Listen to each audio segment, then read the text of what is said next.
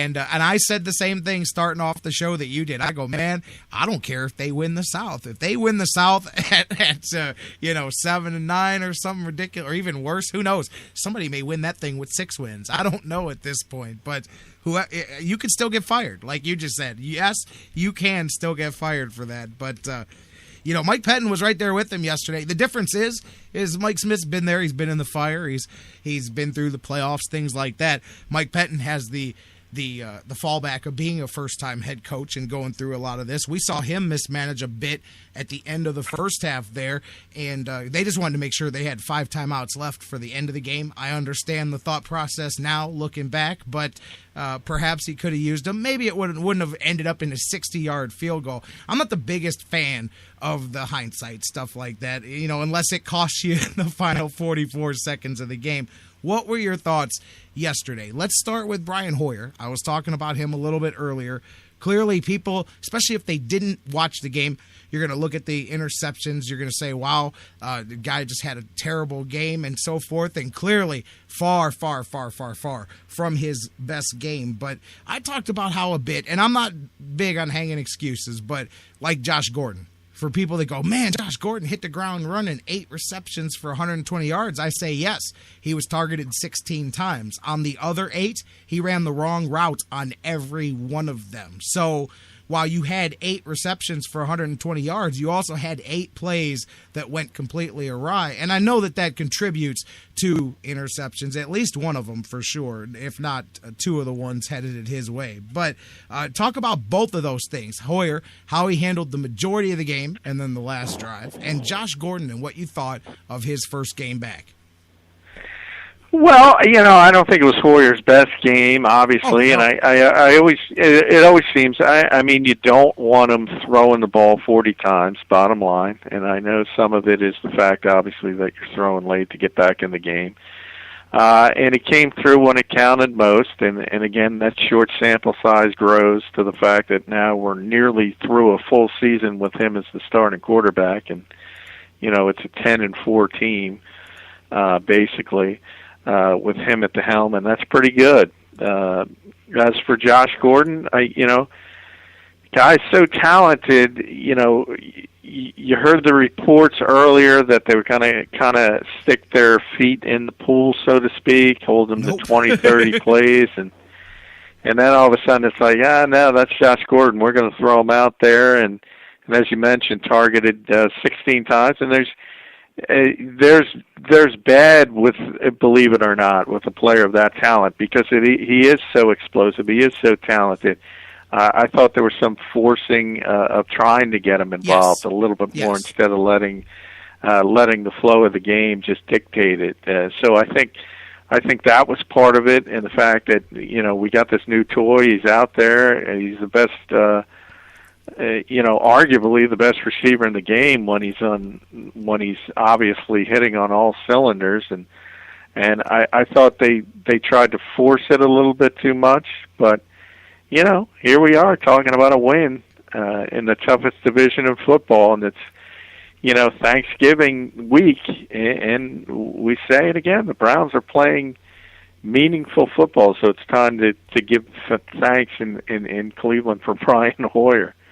Thank you. And let me ask you, this is legit, and I know that you are very middle of the ground when it comes to, you have no dog in the fight with who's the quarterback here in Cleveland. So let me ask you, what we were talking about this caller in the last segment, and I said with Brian Hoyer, I said to me, and I said I think this is a lot of the difference in the way certain people view him, whether you're talking about fans, media, whatever. I said, I can understand the people, even though to me they're wrong, that look at Brian Hoyer and they just look at that he's got a few years in the league, and they go, oh, he's got some, he's the traditional backup quarterback, maybe he'll play a game or two, blah, blah, blah. This is what he is. He will not evolve. He will not get better. This is Brian Hoyer, week in and week out. This is the guy you got. Now, if you believe that, then I can totally understand you going, hey, man, this guy is not my quarterback. I want to find something better. I'm still looking.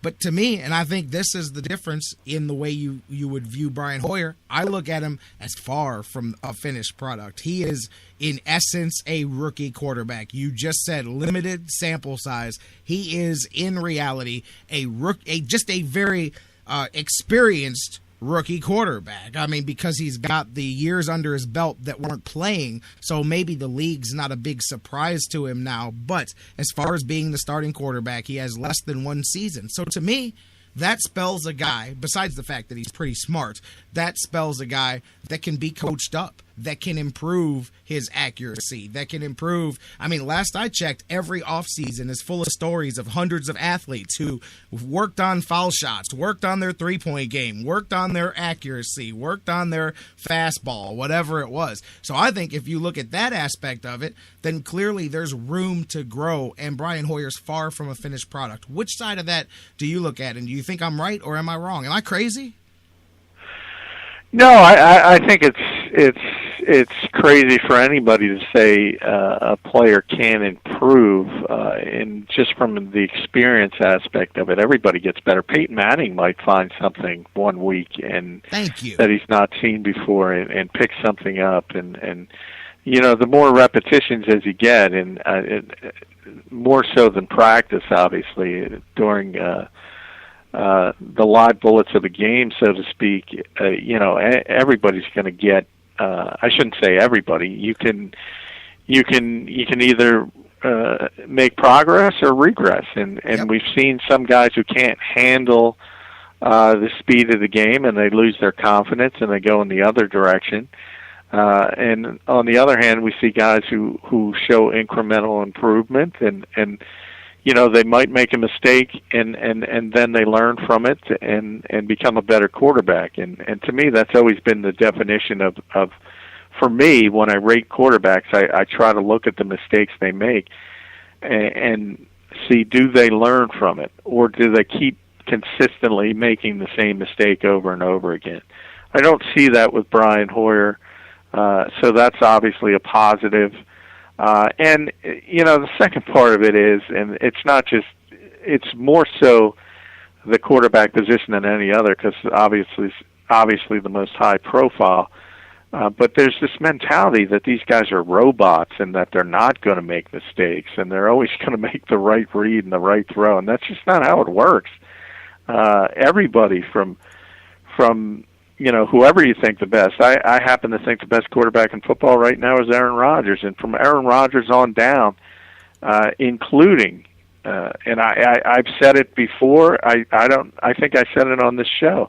I don't think anybody in the history of the game, you name the quarterback, Manning, Montana, the name, put it out there. I don't think anybody's played the position at a higher level than Aaron Rodgers is playing it right now, and he still makes mistakes. They're not often, and they're not as egregious as everybody else, but he's a human being. And you're going to have errant throws. You're going to have interceptions. But, you know, for what Brian Hoyer's done for this franchise, and let's face it, you know better than most, it's not exactly steeped in a winning tradition recently. 10-4 is pretty darn good. So, you know, I don't know. As far as, you know, the record speaks for itself, the improvement is there, the progress is there, and they should only get better as Josh Gordon gets, you know, his legs under him, and we keep saying, you know, who knows if Jordan Cameron comes back, but if he is able to at some point, all of a sudden you say there's a lot of talent on the offensive side of the ball for the Cleveland Browns, and that's just going to make Brian Hoyer better. Absolutely. You know, Cameron, by the way, since you brought him up, at the end of last week, he was back in practice. He had a couple of days in a row without symptoms, without setting himself back. They're very cautiously optimistic that he could be back this week for the Bills. So that would be huge, as you said, because that adds to it. I'm going to go again. Some guys just look past these guys. Barnidge and Dre. Both of those guys have stepped up very well in the blocking game, and they've made catches. Gary Barnidge comes up with a couple of big catches when needed for these guys, time in and time out. You can look at a couple of games this year where you've said, wow, one of the key catches of the game was Gary Barnidge going out and doing his best Jordan Cameron impersonation. But you brought up Gordon and what he's going to bring, not just on the field with himself. We saw it with the other guys. He opened even more up for Hawkins to do what he does against number 3 cornerbacks now instead of outside guys. He opens it up for all of the other guys, and he opens it up for the run. Isaiah Crowell averaged over 7 yards, nearly 7.5 yards a carry yesterday. Just 12 carries, 88 yards, couple of touchdowns. And that 26-yarder, I said it earlier in the show before you came on, probably not just one of the best of the season for the Browns, one of the best rushes the Browns have had as an individual play since they've come back in the running game. That was how impressed I was by that ability there. But I mean, that comes too from them extra 5-10 feet that those guys step back and play back, because you don't want Josh Gordon to beat you over the top. Yeah, it's a completely different landscape when he's out on the field, and we've talked about it for a long time. And you saw it last year when he was suspended for the 2 games, and the minute he comes back, everything's totally different. And that's part of having that big threat on the outside. You got to pay attention to him. You got to roll the safety over there. And even though the fact that there were misses and miscues and wrong routes, the bottom line is you look up and he's got 120 receiving yards. And right. Atlanta's not a great defense, let's be honest. And that's one of their major issues. But I don't know a lot of guys that can, play in an NFL game, not have, after, 10, 11 weeks on the shelf and just hit the ground running and have 120 receiving yards. It's pretty impressive, and it's only going to get better and better. Right, on a bad game. The number one thing that I got from people on text messages yesterday after the first couple to Gordon was, man, I forgot how good he was, because all last week and for the last couple of weeks, most of the sports media people because nobody wants to just go, Josh Gordon's going to go off on Sunday, because then if he has 1 catch on 2 targets, then, it's like, oh, well, what were you talking about? So everybody does Josh Gordon's great, but they're probably going to be easy with him. So, I don't know, wouldn't expect much out of him. Then, because you forget, it's been since last year that you watched him. He catches that bubble screen, and he runs over people for 20 extra yards, and you go, oh man, that's the difference that he makes with that athletic ability, because he just took nothing and picked up a couple of first downs off of it, and you go, wow. But people forgot, because I think even people that knew, fans, media that saw him, that what he can do, but after 10 weeks you go, well, I'm going to be cautious about this. And then he said, wow, and you go, wow, man, he just has that athletic ability, and it's going to, as we said, make everybody better. And you know what? You mentioned next man up in there. The flip side of that, on the defensive side of the ball, I brought up that I thought one of the other things that really is going to go a long way for this Browns team in the future, wherever they go this season, was seeing Dansby and Sheard out there on the field trying to get in. And obviously Dansby ran out of time to get himself cleared, but 2 guys who a week ago were done for the season, according to the coaching staff. I mean, it was gloom and doom as far as that goes, and now both guys should be back this week. But I think when you've got a team that's in the playoff hunt and you get back Josh Gordon, who says, hey man, I owe you guys, and I'm going to give you more than I 110%. I want to give you everything I got and more. And then you've got cats like a veteran like Dansby that's out there. You got a guy like Sheard who's been moved around in his positions and treated like a second, almost like a stepchild to the other linebackers like Kruger and Mingo. And these cats are out there. Hey, man, we're trying to play now, today. They need us today. They could have went home. How many NFL players go home in week 11 and say, well, I'm going to get ready for next year. I gotta worry about my future. And these guys are out there fighting for their teammates. That goes a long way towards galvanizing a team into something really hard to deal with.